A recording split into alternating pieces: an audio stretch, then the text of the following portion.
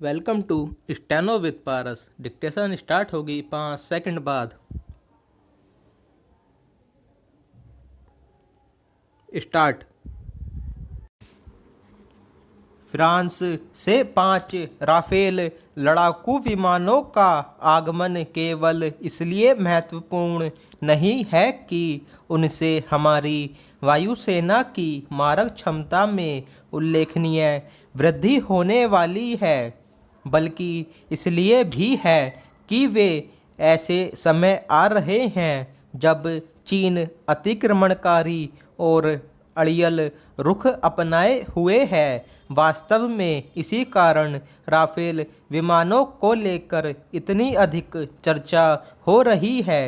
निसंदेह भारतीय वायुसेना की ताकत तब बढ़ेगी जब सभी 36 राफेल विमान उसके बेड़े में शामिल होंगे। लेकिन इतना तो है ही कि ये 5 विमान भी हमारी सेना का मनोबल बढ़ाने का काम करेंगे, क्योंकि ये सबसे उन्नत लड़ाकू विमान हैं। इन विमानों से अधिक अहमियत है उन मिसाइलों की जिनसे वे लैस हैं। चूँकि ऐसे आधुनिक और मारक क्षमता वाले विमान न तो चीन के पास हैं और न पाकिस्तान के पास, इसलिए यह स्वाभाविक है कि उन्हें भी एक ज़रूरी संदेश जाएगा। यह संदेश जाना भी चाहिए।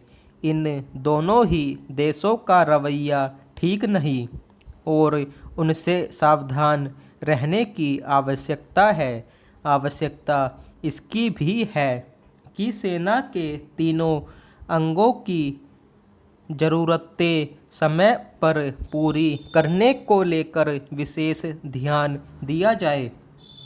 हालांकि मोदी सरकार के कार्यकाल में रक्षा सौदों को प्राथमिकता के आधार पर अंतिम रूप दिया जा रहा है, लेकिन उन्हें और अधिक तेज़ी से निपटाने की दरकार है। पहला, राफेल लड़ाकू विमानों की चर्चा के बाद किसी को भी यह विस्मृत नहीं करना चाहिए कि उनकी खरीद में ज़रूरत से ज़्यादा देरी हुई। कायदे से लड़ाकू विमानों की खरीद का फैसला 8-10 साल पहले ही संप्रग सरकार के समय हो जाना चाहिए था, लेकिन उसने सुस्ती ही नहीं दिखाई बल्कि घोर निर्णयहीनता का भी परिचय दिया। इसके चलते राफेल विमानों की आपातकालीन खरीद करनी पड़ी।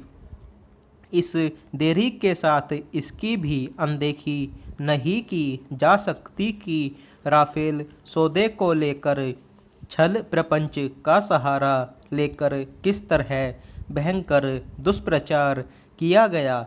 राहुल गांधी ने तो इस सौदे को संदिग्ध बताने के लिए झूठ की दीवार भी खड़ी की।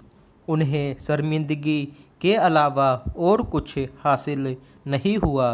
उन्हें अपने झूठ और अभद्र दुष्प्रचार के लिए सुप्रीम कोर्ट से माफ़ी मांगनी पड़ी। राहुल गांधी के साथ उन लोगों को भी मुंह की खानी पड़ी जिन्होंने मनगढ़ंत आरोपों के सहारे राफेल सौदे को सुप्रीम कोर्ट में चुनौती दी थी। वास्तव में राफेल सौदे को लेकर जैसी राजनीतिक क्षुद्रता दिखाई गई, उसकी मिसाल मिलना मुश्किल है। जिन्होंने भी यह क्षुद्रता दिखाई, उन्हें नए सिरे से शर्मिंदगी का एहसास ही नहीं होना चाहिए, बल्कि यह ज़रूरी सबक भी सीखना चाहिए कि राष्ट्रीय सुरक्षा के सवाल पर घटिया राजनीति करना राष्ट्रीय हितों की अनदेखी के अलावा और कुछ नहीं। स्टॉप।